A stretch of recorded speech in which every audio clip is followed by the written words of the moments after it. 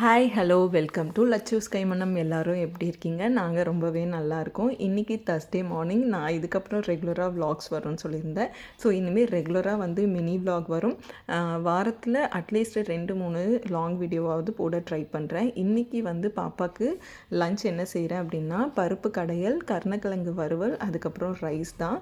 So இதுக்கு வந்து கொஞ்சமாக இஞ்சி, பூண்டு, மிளகு, சீரகம், தனியா, அதுக்கப்புறம் பார்த்திங்கன்னா சோம்பு எல்லாம் வச்சு அரைச்ச ஒரு இஞ்சி பூண்டு பேஸ்ட் ஆட் பண்ணிவிட்டு வேக வச்ச கருணக்கிழங்கு ஆட் பண்ணி நல்லா கிளறி விட்டுருங்க. கொஞ்சமாக உப்பும் சேர்த்துட்டு கொஞ்சம் மஞ்சள் பொடி சேர்த்துட்டு நல்லா கிளறி மூடி போட்டு கிளறி விடுங்க. நடுவில் ஒரு வாட்டி ஓப்பன் பண்ணிவிட்டு தண்ணி ஒரு அரை டம்ளர் அந்த மாதிரி ஊற்றி நல்லா வேக விடுங்க. நல்லா வெந்து சுருளை வடங்கின அப்புறமா கொஞ்சமாக மிளகாய் பொடியை சேர்த்து கொஞ்சம் நேரம் ஃப்ரை பண்ண விட்டீங்க அப்படின்னா உங்களோட கருணக்கிழங்கு வறுவல்.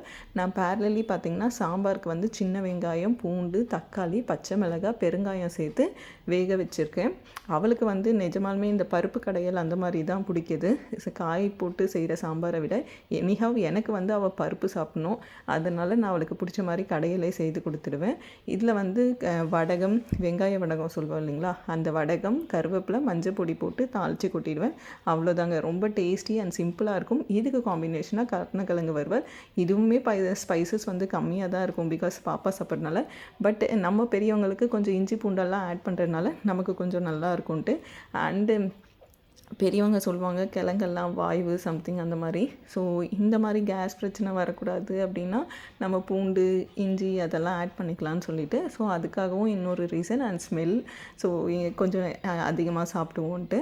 அடுத்து பார்த்திங்கன்னா பாப்பாவுக்கு லஞ்ச் பாக்ஸ் பேக் பண்ணிட்டேன். ஸோ சாதம், சாம்பார், பொரியல், அதுக்கப்புறம் 2 ஆப்பிள், 2 ஆப்பிள்னால் 2 ஸ்லைஸ் ஆப்பிள் வச்சுருக்கீங்க. அண்ட் ஸ்நாக்ஸ் பாக்ஸுக்கு முறுக்கும் ஒரு வேர்க்கடலை உருண்டையும் இருந்தது.